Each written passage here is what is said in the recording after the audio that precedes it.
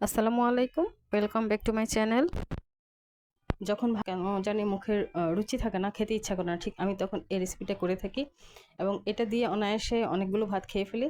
মানে ভালো মাছ মাংস এই ধরনের ডিশের আর প্রয়োজনই হয় না।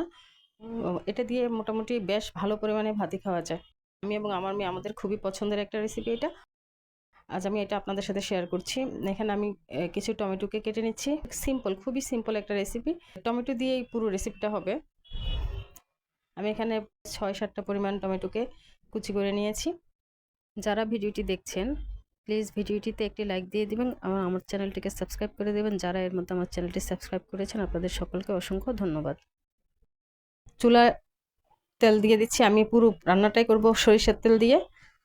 এখানে সরিষার তেল দিয়ে দিয়েছি। এরপর দিয়ে দিচ্ছি পেঁয়াজ কুচি। পেঁয়াজ কুচিটা একদম গোল্ডেন কালার করে ভেজে নিব। পেঁয়াজটা প্রায় গোল্ডেন কালার হয়ে আসছে।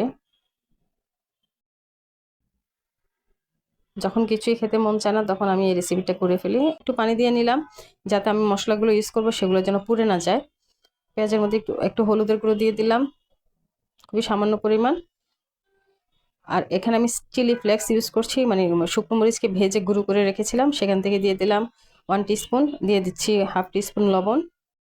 এখানে আমি দিলাম হলুদের গুঁড়ো, চিলি ফ্লেক্স আর হচ্ছে লবণ। এটাকে একটু ভালো মতো কষিয়ে নিচ্ছি।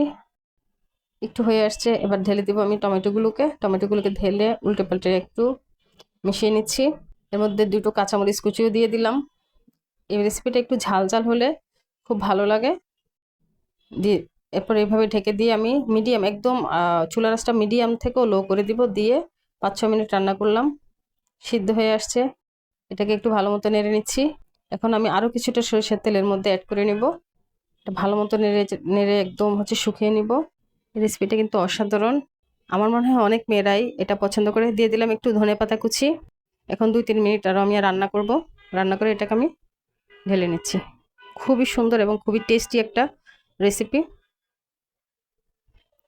ধন্যবাদ সবাইকে সাথে থেকে ভিডিওটি দেখার জন্য।